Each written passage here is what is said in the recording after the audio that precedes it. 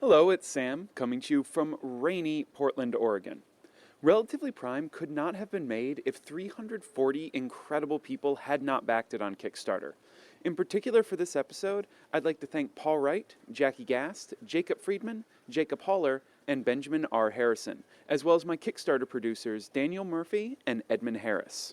If you also want to be incredible, then please rate and review the show on iTunes. There's a lot of you listening and only 39 ratings. Let's try to get it to 50 by the next episode. That would make a huge difference in helping new people find the show. And for those of you who are looking to do even more than rating and reviewing the show on iTunes, I ask you to tell a friend about the show. Or even better, grab your friend's phone, go to their podcast app, and subscribe them. In the end, they will not only forgive you for taking their phone out of their hands, they will thank you for turning them onto the show.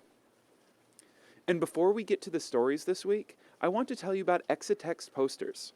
From across the room, these posters look like the Greek letter pi or a portrait of William Shakespeare. But when you get close, you realize it's so much more.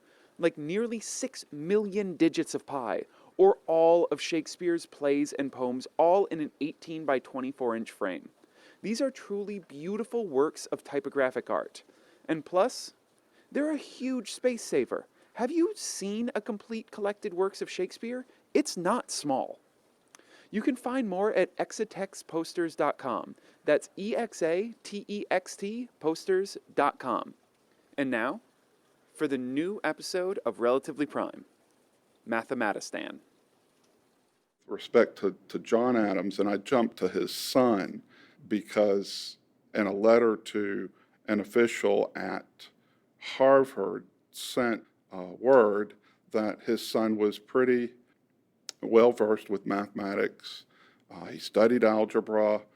There are certain textbooks, I think it was Fenning's algebra, and he studied geometry, and a lot of these studies were under the tutelage of his father, John Adams, which I found very interesting. And that tells us more about John Adams than what John Adams tells us about math anyhow.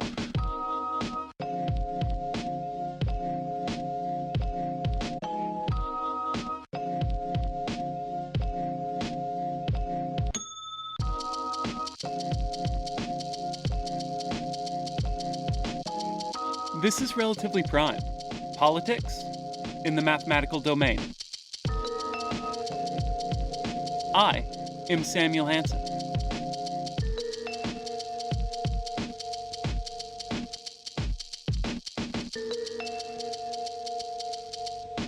On this episode, we're going to talk about mathematics and politics. And I was thinking, why don't we just start by looking at the backgrounds that some politicians have had in mathematics? In particular, the backgrounds that presidents of the United States of America have had in mathematics. I'll admit, this is a very specific area of knowledge. But hey, some people are very interested in very specific things. Like, say, my guest. My name is Ronald Merritt. I am an associate professor at Athens State University in Athens, Alabama. And after I got Ronald seated in a room and stuck a microphone in his face, I did that thing that interviewers do when they're sitting across from someone who has very specific knowledge. I asked a question about it. Okay, so we can start this up. First things first, why did you decide to look at the mathematical education of the presidents of the United States? So I wanted to understand what the education was relative to mathematics in the 20th century and how that differed from those in the 19th century, if indeed it differed at all, and what kinds of courses the presidents in their late teen years and early 20s decided to take. There are all kinds of historical biographies of these people, but when I attempted to contact archivists and even biographers, math was not at the top of their list. Really? I'm so surprised. And so Ronald had no choice. He had to dig into the mathematical education of U.S. presidents himself. And as we already heard, he found that for John Quincy Adams, His father, President John Adams, played a large role in his mathematical schooling. But the future sixth president's quality education came down to more than just his father. Like most early presidents, John Quincy Adams came from a wealthy family, and that allowed them to provide private tutors.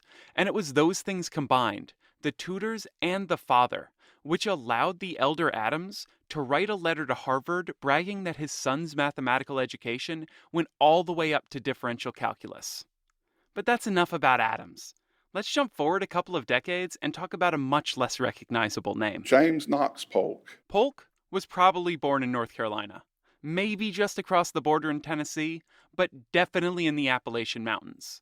And after his first year of college, he transferred to the first public university in the United States, the University of North Carolina at Chapel Hill. He entered the sophomore class in 1815. The university had prerequisites like Latin, so Polk must have already had a solid classical education when he came in. But as he continued on, very little stands out in his educational record. Really, though, this shouldn't be too surprising.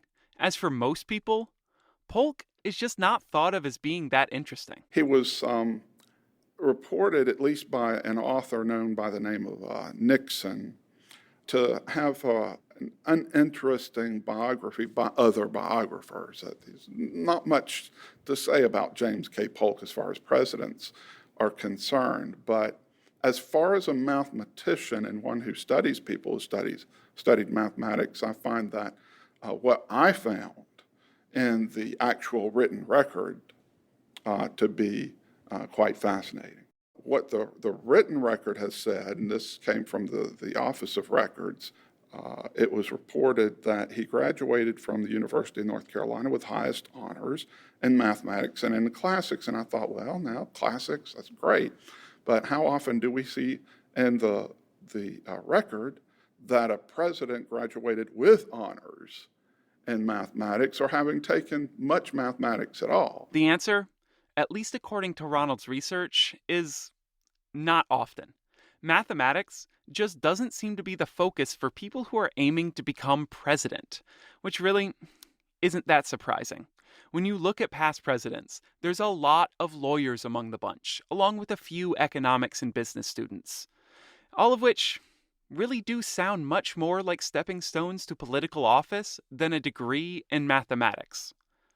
While Polk did graduate with honors in mathematics, it wasn't the high watermark for presidential mathematical achievements. No, that accolade, it belongs to someone else. Let me get the right number of that proposition. It's proof number 224, actually, in Elisha Loomis' Pythagorean proposition. And it was also accepted into the Journal of New England Education. So somebody there thought it was novel, and it was printed. That's right. There's a president of the United States of America who had a proof of the Pythagorean theorem that Loomis included in his Pythagorean proposition book and that was printed in a journal. So hats off to you, James Garfield. That's pretty cool. Certainly his congressional colleagues thought it was rather novel, and it was good to have an analytical thinker like Garfield in Congress at the time. I think he was on the House Ways and Means Committee and trying to deal with the money. So that's a good place to have a person who knows a little bit about math in that day, and this day it would also be good too. That's a different story. Garfield's ability to do interesting mathematics didn't just come from nowhere. As with most people who do mathematical work, his education set the foundation. As a matter of fact, according to Ronald's research, Garfield holds the distinction of being the first president to take a rather specific class in college. By the end of his career, academic career at Williams, that he had calculus. And that is the first president that I was able to study where it was the case that in his college level of study, he had the equivalent of a year of calculus, or it satisfied that year of calculus before he graduated. After talking so much about Polk and Garfield, I feel like we should shift to some more familiar presidents. So let's jump to the 20th century and talk about a couple of names that I think you've heard before. Okay, so no math for FDR. None in college. That's not to say he didn't have a good background in geometry and in algebra, which was required to get into Harvard at his day. So what about Richard Nixon? Richard Nixon moved into a new era of college-level mathematics. He was, I think, one of the first presidents, if not the first, to take a class called college algebra. And it's at this point that Ronald found it became very hard to research presidential educations. Because now we have privacy laws. And in particular, there's one called FERPA, the Family Educational Rights and Privacy Act, which prevents people from just going in and looking at school records, which is a good law. But it did mean that Ronald's research had little choice but to turn towards course catalogs and degree requirements. This illuminated a bit for Presidents Reagan and Obama, but let's skip those, because there's still one president who must have had some real mathematical grounding. And then, so what about Jimmy Carter?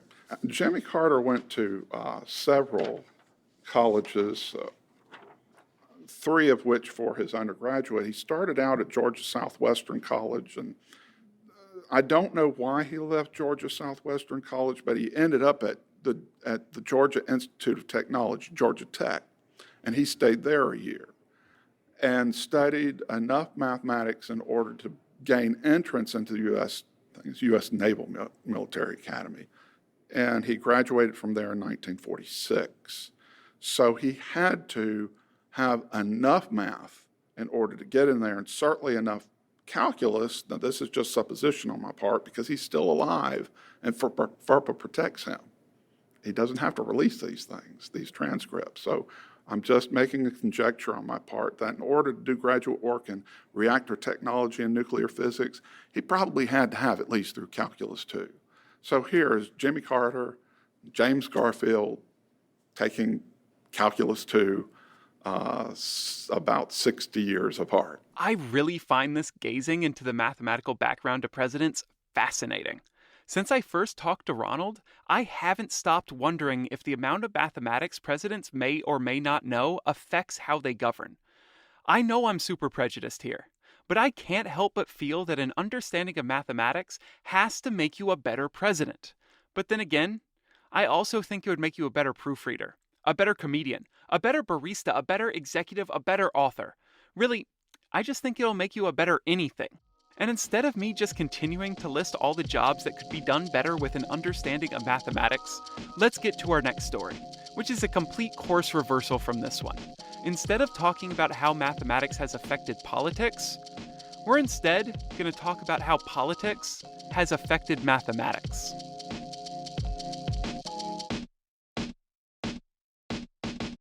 So my name is Della Dunbar. I'm a professor of mathematics at the University of Richmond. The place, I think, to start is Emil Artin, an Austrian mathematician. He was born in Vienna in 1898.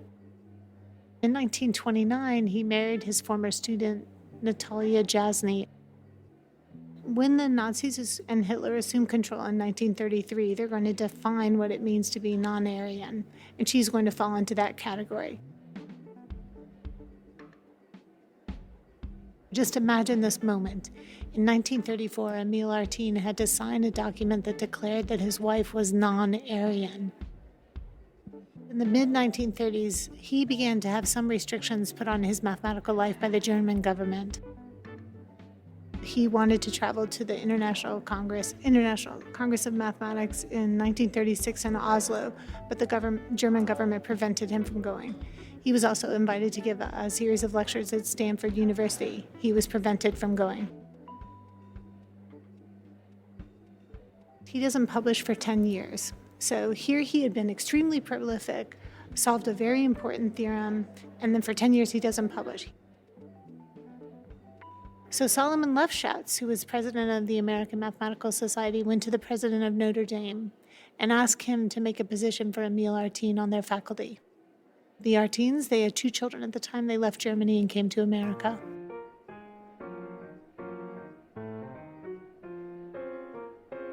This was just a 1-year position. That single year turned out to be very important in the history of American mathematics. During that year, he gave a series of lectures on Galois theory. A booklet was produced from these lectures that became very important in the education of Americans in Galois theory.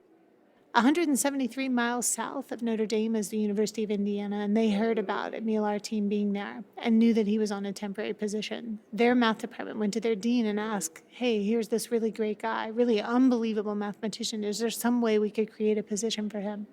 So they hired him in a permanent position, and he was there for 7 years. And he goes to Princeton.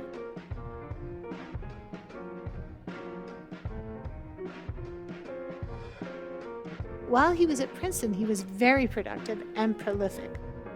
He moves through the ranks, and he becomes the Fine Chair of Mathematics. It's only been held by Oswald Veblen and Solomon Lefschetz before Emil Artin.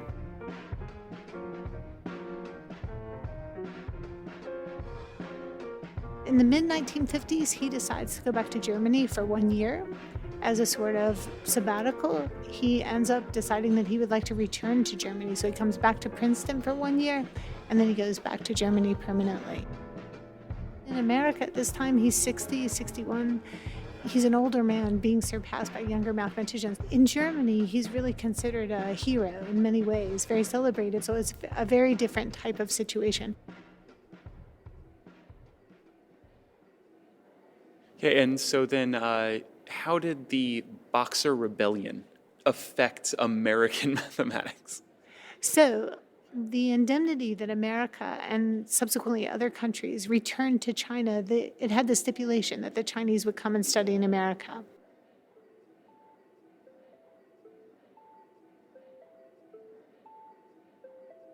The president of the University of Illinois argued to Theodore Roosevelt, our president, that to consider doing something like this because not only would it help the Chinese, but it would help our country.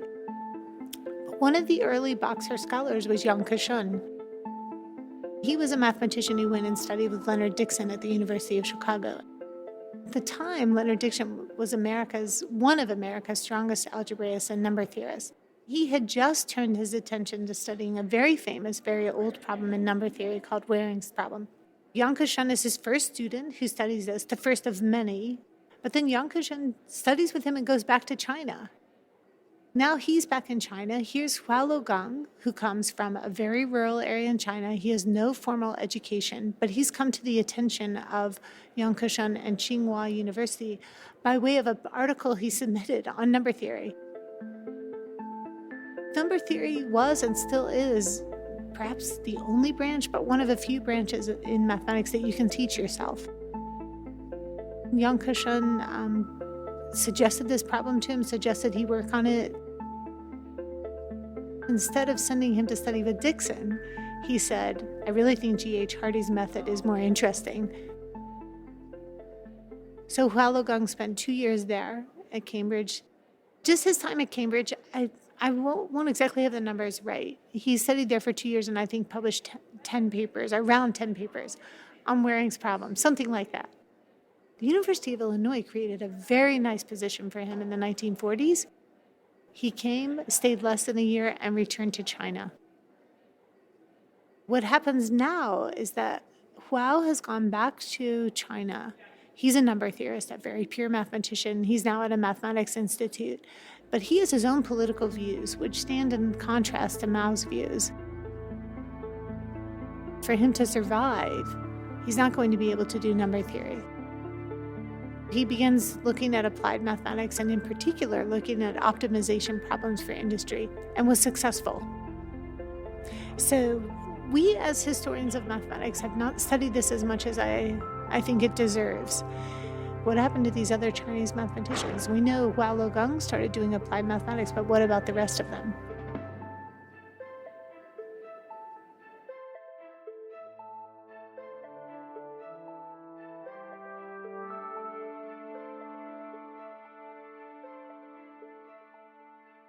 And it's not like this is all in the past, and we've now figured out how to divorce politics from mathematics. Politics continues to impact the mathematical world just as it impacts the rest of the world, in all ways. One of the most obvious ways the two overlap, though, is in the realm of research, particularly with respect to things with possible defense or intelligence applications. And when I was going through my head, just trying to figure out who I should talk to about this, I remembered I have this one person's number. I'm Keith Devlin. I'm the Executive Director of Stanford University's H-STAR Institute, that's Human Sciences and Technologies Advanced Research. And while his accent may imply otherwise, I called up Keith to talk about American politics. As people might be able to tell from your accent, you were not born in the United States, but you are currently a naturalized citizen of the United States of America. What does being a citizen mean to you? I was actually delighted to be awarded American citizenship. I proudly carry an American passport. I still carry a UK passport. I have dual citizenship. So it's not something I regarded as a formality. I actually felt very proud to have been given citizenship. I don't think that's something that one should take lightly. I follow you on Twitter and things like that, and I honestly don't know any U.S. citizen that actually speaks as strongly and as proudly about the kind of founding principles of the United States as you have over the last few years. Yeah, I actually I find the U.S., the original Constitution and the Bill of Rights, one of the most stirring human documents of all time. I mean, it's up there with the Magna Carta, on which it in many ways builds. So, that I've always found to be a very thrilling document. As someone who went through the process of deciding to become an American citizen, I am dismayed when I find US political leaders of both parties and of all levels, right up into the White House, who seem willingly to just trample and ignore those founding principles. Either you're an American or you're not. And if you are an American, you should uphold the principles on which the country is founded. And I dismay that people who were born into that and take advantage of that seem willing to just ignore it. It really bothers me. Keith has been a citizen now for more than a decade and a half, which means that he was a citizen on one of the darkest days in U.S. history. I hadn't long become an American citizen, and I was just outraged by that. That the attack on the World Trade Center was up there with Pearl Harbor. It's just killing large numbers. Well, actually, even worse in many ways, because it was deliberately attacking not a military fleet, but attacking a part of a city with just ordinary people going. It wasn't, other than the Pentagon attack, the World Trade Center attack was just trying to kill people. And I just found that an outrage. Like a lot of other really smart people, after 9/11 happened, Keith was contacted by the government and asked to lend his expertise to try and stop another attack. In Keith's case, he was asked to pitch in on a project being run by a defense contractor called NIMD, Novel Intelligence from Massive Data. Keith had never taken money directly from defense or intelligence contractors before, but in the case of NIMD, he decided to say yes, primarily because of that outrage that he felt at the 9/11 attacks. That doesn't mean that it was a simple decision, though. Having been a mathematician working in mathematics all my career, I'm no longer able to sit on the fence. Not saying no to that request was every bit as an action as saying yes. I felt very much like the people that worked in atomic physics when it became time for the Manhattan Project and do you get involved in building nuclear weapons or not? And either way, the only way you can avoid having to face up and make a call at that point is by not having become, in their case, a physicist, or in my case, a mathematician. The moment I decided to go in mathematics, I had put myself on a track where I couldn't ultimately deny the fact that I was either culpable or responsible for what people did with mathematics. You either don't do mathematics, or you eventually have to face up to the fact that you are doing something that's you're developing a powerful tool. And like most powerful tools, it can be used for good or for evil. And I couldn't just say, I will not be involved in this, because that would have been every bit as positive a decision as to say, yes, I will be involved. And so for the first time in my career, I said, yes, I have to do this. And I did it on the basis of my own moral compass, which is that there are things that I don't like and there are things that I can live with in some sense. But for me, the moral compass swayed dramatically with 9/11, because that was so beyond the pale It wasn't, as I say, it wasn't collateral damage. It was deliberate murder. At that point, I said, I can help build tools with my career that can help prevent that, maybe in the future. I would not feel comfortable saying no to that request, because I would then be saying, I've built a tool that can be used for good or evil. I'm not going to use my ability to try to make sure that it's used for good rather than evil. I didn't feel comfortable, so at that point, I joined the project. That's a long answer because I can't give a short answer to this. It was something I spent quite a bit of time thinking about, and I didn't come to the decision lightly, but I felt very comfortable with that decision ever since. All that being said, what were your feelings when Snowden revealed the NSA leaks a couple of years ago? Total outrage. There was a sort of a social pact. We were all trying to work for the good of preserving American democracy as much as anything, or Western democracy. That was the goal, to preserve our freedoms. Well, you don't preserve your freedoms by turning what's supposed to be a beacon of democratic freedoms into an even larger version of the German Democratic Republic. When it became clear that the NSA had assumed for itself essentially the role of the Stasi in East Germany, monitoring citizens, first of all, that was an outrage because it was completely against the American Constitution. I mean, that was not what Americans are supposed to be about. Governments do not spy on people. And on the level of everything I'd done on that project, one of the things we discovered, and as I say, I didn't have security access, so I wasn't given access to the tools that the government was developing. But all of the research I was involved in showed that it was an essentially impossible task to predict a future terrorist attack based on the large data sets. The trouble of the large data sets is they are large, which means you've got a denominator where you're going to show up too many false positives, no matter what test you apply.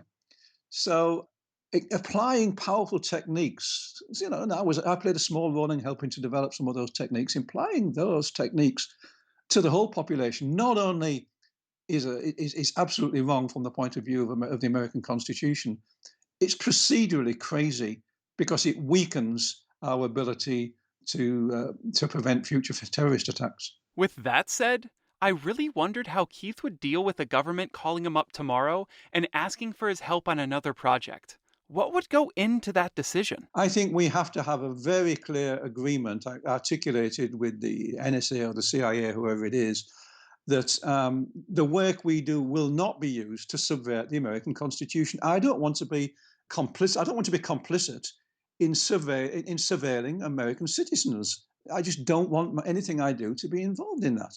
If the deal was get involved in another project, but we will be absolutely explicit, this is subject to genuine congressional oversight, that elected government officials will be able to have access to what's going on, will know what's going on, the committees will have access.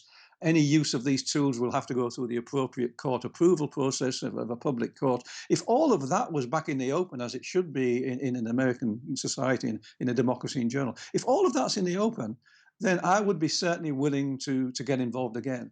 But I do not want to get involved and won't get involved if there's a real suspicion on my part that this work will just be used to do the old bad stuff. That's not the game I wanted to get into. It's not the game I want to be part of. As I say, I am a proud American citizen, but I did so in part because I value the ideals, and I don't want to be taken for a ride by people who take what I do and use them to subvert the principles of American democracy. Yes, those are very strong words. But if there's anyone that we should listen to about this, I wager it should be Keith. Not only does he have experience helping the government create these intelligence gathering tools, it just so happens that he also knows what it's like to be on the other side of a pair of government issue binoculars. So I was wondering, have you ever personally been surveilled before? Well, I don't have hard evidence that I was surveilled, but I have extremely compelling circumstantial evidence. This was back in the early 1970s. I was living in Germany. Germany at that stage was a divided country, East and West still. I had a position at the University of Bonn. And not only was Germany divided, but there was a lot of unrest. There was a lot of student unrest. There was also a lot of terrorism. There was a thing called the Baader Meinhof Gang, the Red Army faction, and this was quite violent terrorism with sort of murders of bankers and police and so forth. And Bonn at the time was like, it was the capital at the time. And as the capital city, it was essentially like an armed city. There were sort of patrol vehicles all over the place, sort of militaristic vehicles, armed police everywhere. It was patrolled by the police, but they were everywhere. And so you were clearly in this armed city, a lot of tension there. As a professor, an assistant professor at the University of Bonn, I had many diploma students. They're sort of graduate students, doing master's level, PhD level students, I had several of them. And many of them, I suspect, were involved in the student protest movements. I don't think they were terrorists, but they were certainly involved in the movements. And they told me absolutely that they were being surveilled and followed, and their phones were being tapped and so forth. And they said it might well affect me because I was meeting with them regularly. I was their professor, so I shouldn't be too surprised if I get pulled aside one time and interviewed. So I was alerted to this, and I was a young, naive person. I just treated it almost as a joke. But then after a while, I started getting, people would say that, letters that were sent to them or letters that I received had quite clearly been opened in a very ham-fisted way. They hadn't been sophisticatedly opened. They'd been opened and then resailed, and then there was some sort of stamp on them saying, damaged in transit. But this began to be more than coincidences. And in the evenings, I'd get this sense when I was coming home, I was bicycle home from the institute, that I was being followed. And then at some point, we started looking out of the window, and it was like that scene in Casablanca where you look out and there's someone standing on the corner in a sort of a trench coat and a trilby hat sort of thing. So I thought, I'm actually being followed. Now, of course, it could have been somebody else in the building, but I was a distinct feeling it was me. The whole thing was so ham-fisted. Either I was such a low risk that they put a trainee on to follow me, or they were just trying to scare me. They said, let's just make sure this guy just doesn't do anything. So we treated it as a joke. But looking back, this was, I'm certain, in fact, that I was being followed and surveilled. It was before the internet, so there was no trawling of internet data. It was old style Cold War training. As I say, I treated it as a joke, but later on, when we sort of get to the Snowden era, and looking back, I thought, yeah, the reality is totally innocent people, and I would like to say I was totally innocent. All I was doing was advising students in mathematics of all subjects, mathematical logic, pure mathematics. So that was my only connection with that world, was advising students, which is what professors are supposed to do.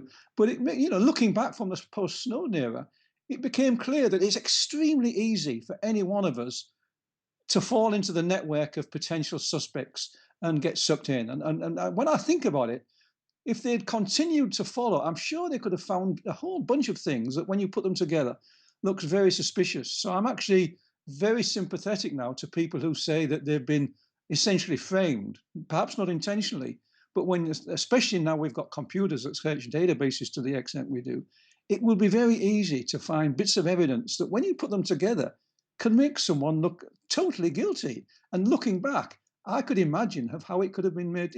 I used to drive to Berlin to visit colleagues there, but Berlin was through East Germany. I would occasionally go into East Germany as a tourist and wander around. You start putting all of that together. Here's a guy with students who are doing this. He's traveling to Berlin. He's going into East Germany.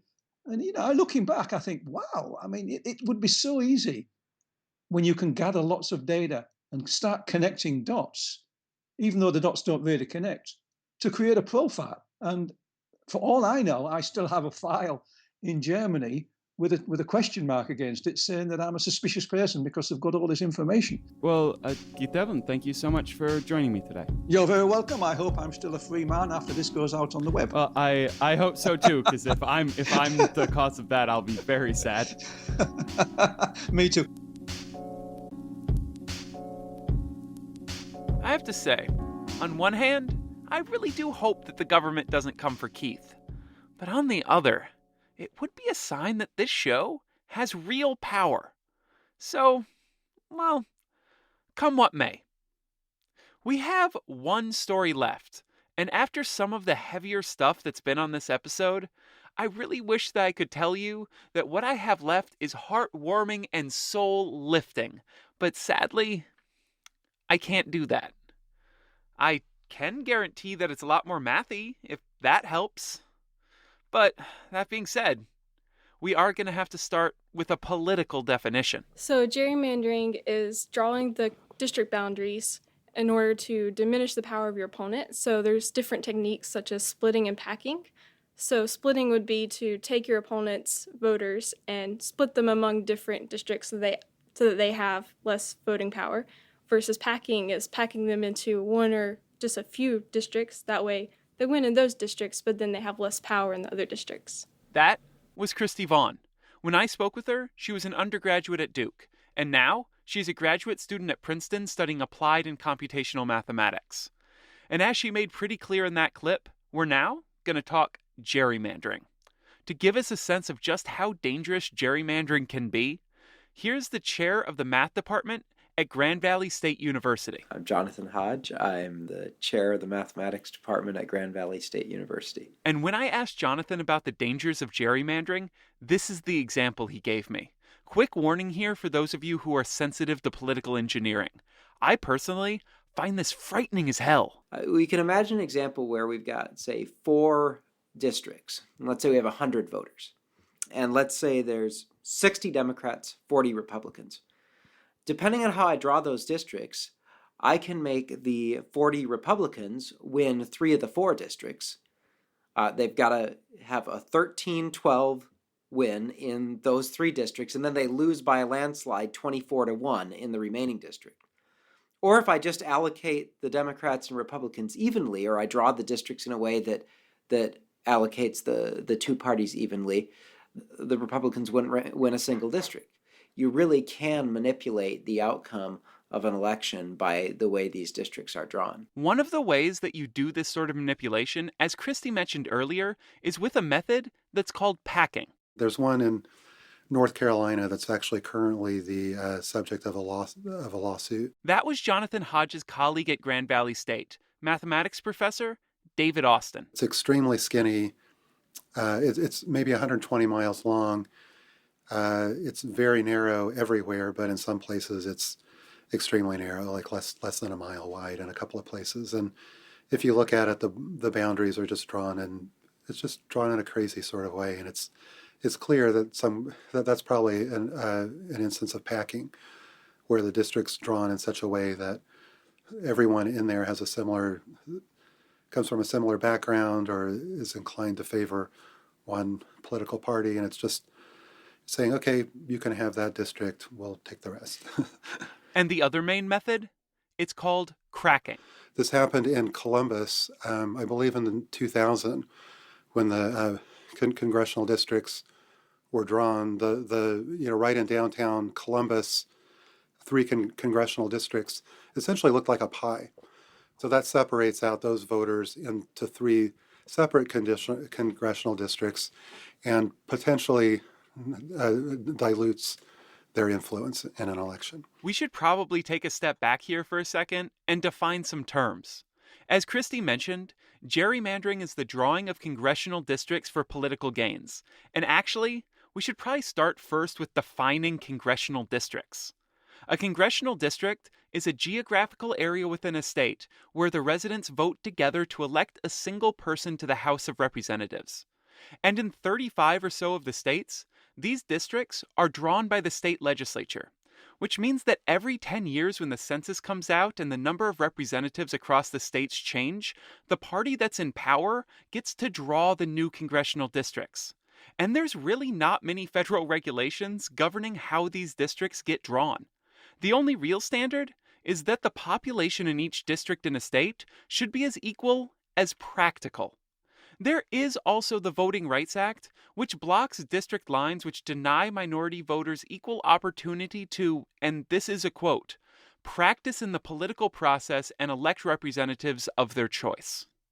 But the Voting Rights Act is quite regularly in the middle of judicial battles, and how it's been enforced has varied quite a lot over the years.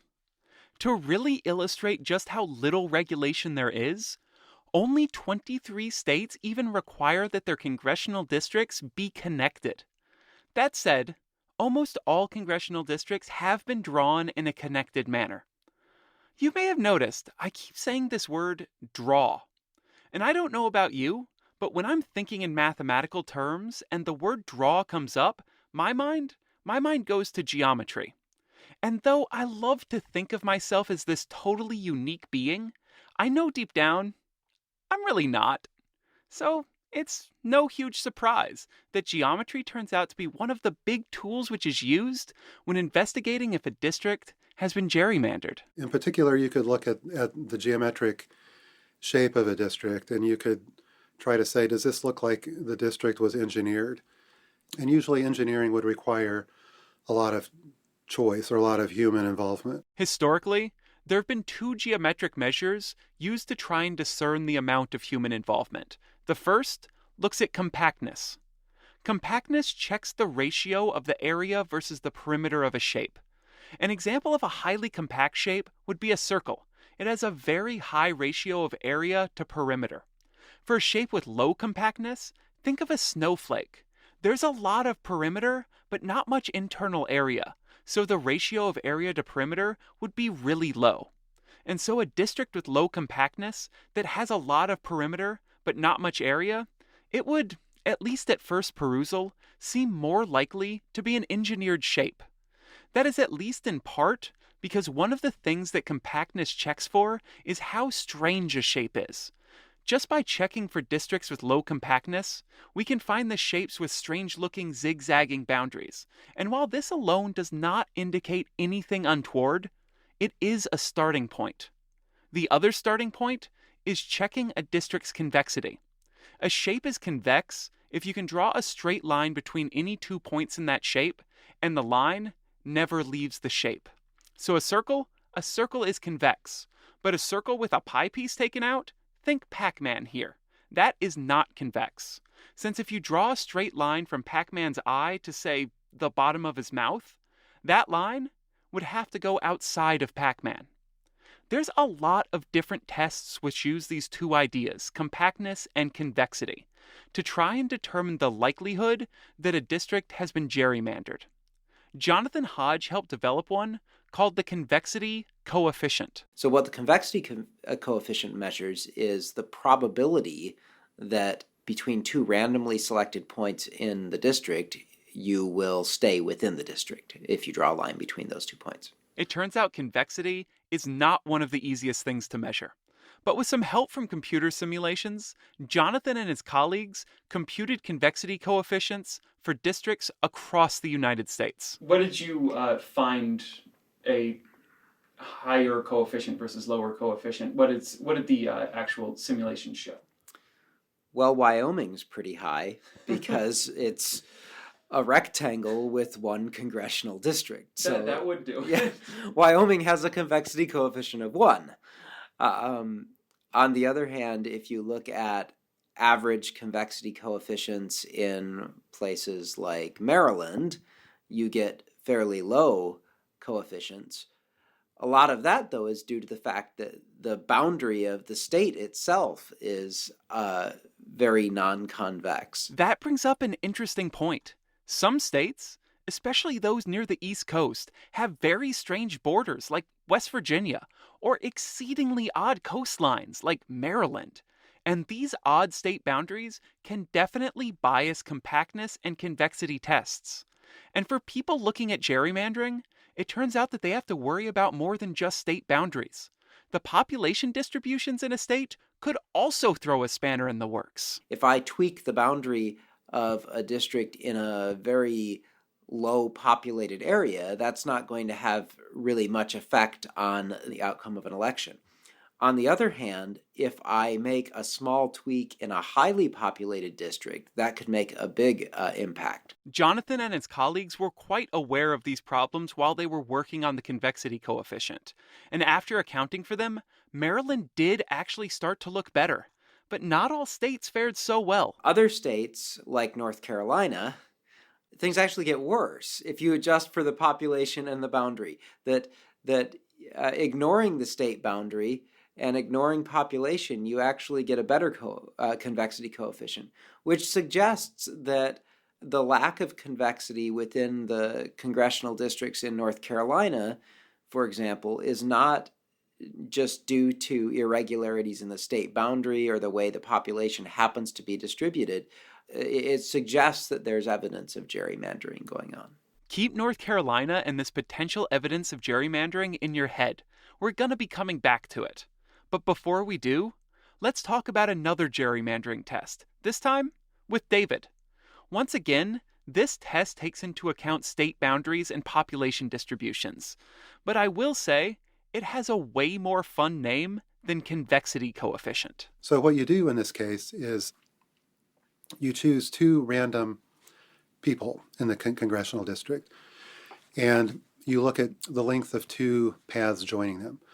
So the first path that you look at is the shortest path between them that does not leave the district. The second path is the shortest path between them that does not leave the state. So you look at the ratio, and you take the average of those over all the people in the state. That average is called the bizarreness. Bizarreness was developed? Actually, just a second. I really want to soak in how great it is that a test for gerrymandering is called bizarreness. Okay, I'm done. Bizarreness was developed by Chambers and Miller. And similarly to the convexity coefficient, the test found that really odd-looking Maryland district, the highly non-convex and non-compact district, to not be very bizarre. It actually scored really close to 1, which is the least possible bizarreness score. So we have this district, which in isolation certainly looks gerrymandered to my eyes. But two different tests indicate that it probably wasn't. Should I take the test's word for it? If a test says that a district isn't gerrymandered, is that the last word? What if a test shows the opposite, that it's highly likely that a district is the result of gerrymandering? Is that proof enough? In terms of drawing some sort of objective standard, you take any measure of shape compactness, you say, well, above a certain point, there's gerrymandering, below a certain point, there's not. That's really not a good way of doing things, because any sort of benchmark you set there is going to be arbitrary. I think these sorts of measures of shape compactness allow us to identify potentially gerrymandered districts. There's not a single measurement. These measures all have different qualities and emphasize different features of a district. So rather than looking at a single measure, probably the most appropriate thing to do is to look at a variety. Well, that wasn't very satisfying. At least they agree. I guess that's good.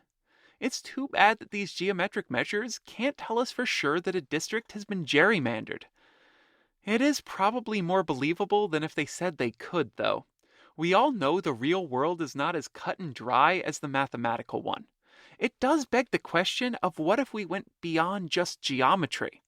Could our solution lie in that direction? Well, the answer is... Oh, come on. You didn't really think I'd tell you the answer that easily. You know me better than that. Instead, I want you to remember back to when I told you to keep North Carolina and possible evidence of gerrymandering in your mind. Because we're going back to Christy Vaughn and her professor. Jonathan Mattingly, professor of mathematics at Duke University. And work that they did to try and determine if the districts used in North Carolina's 2012 election had been drawn fairly. Different than what a lot of people do. It wasn't about trying to come up with new districts or trying to decide how compact or the properties. And we were really just trying to answer the question, how representative were the current districts? The fact that got it all started was that in 2012, in the congressional elections, the majority of North Carolinians voted for a Democrat, but yet only 4 out of 13 were elected. As he said, they didn't focus on convexity. They didn't focus on compactness. They simply focused on how likely the 2012 election result was. This means their approach was very different from anything that we've talked about so far. Let's randomly choose new redistrictings and then rerun the 2012 elections exactly as they happened. That is to say, each voting precinct votes in the same way it did in the actual election. And all we change is which voting precincts are in which congressional district. And we would randomly draw these. And now, if I know you as well as I think that I do, you want to know what they found. Don't worry. I did too. No matter how you drew the district boundaries, we saw more Democrats elected under our randomly chosen district boundaries. So even though there were 4 elected back in 2012, our randomly chosen districtings had 6, 7, or 8 Democrats elected. With 7 being the most likely. Did you have any cases where you actually had 4? Never. Never. That does show a problem. Yeah. Just as before, this test is also not perfect. It requires the assumption that people are going to vote for the same party no matter which district they're in and which representative that means that they're voting for. But while they both stress that people vote for individuals, not for parties, Christy and Professor Vaughn also pointed out that in our increasingly polarized political climate, it's probably not that bad of a proxy. He in particular had a rather heartfelt and strong opinion as to what these results mean. We like to talk about the results of the election. And this really shows that, that's not so hard set, right? I mean, you took the exact same votes in the exact same precincts and just changed which congressional district the precincts were in. And all of a sudden, we get completely different results. While this result is super interesting, and they do think its implications are quite strong, it was so unlikely in our model that you would ever end up with 4, that if you had a system that gave 4, you have to assume that it was designed to do so. I once again couldn't get anyone to say that this proves for sure that the state has gerrymandered districts. We'd like it to be a warning bell, some way of measuring what's really beyond the pale, what's really an unacceptable redistricting. There's this one thing that I asked all my guests. Is there some sort of algorithmic way that we can solve gerrymandering? Could we just put a computer on district drawing duty and be done with all this? Well, they said no. To go a bit deeper, here's what David Austin told me. If you come up with an algorithm, with a little bit of work, you can usually come up with population distributions that would break that algorithm or lead to districting that just doesn't seem fair. This again comes back to us not really having a perfect objective measure to work with. We've seen that compactness alone, convexity alone, and even combinations of the two not quite cut it.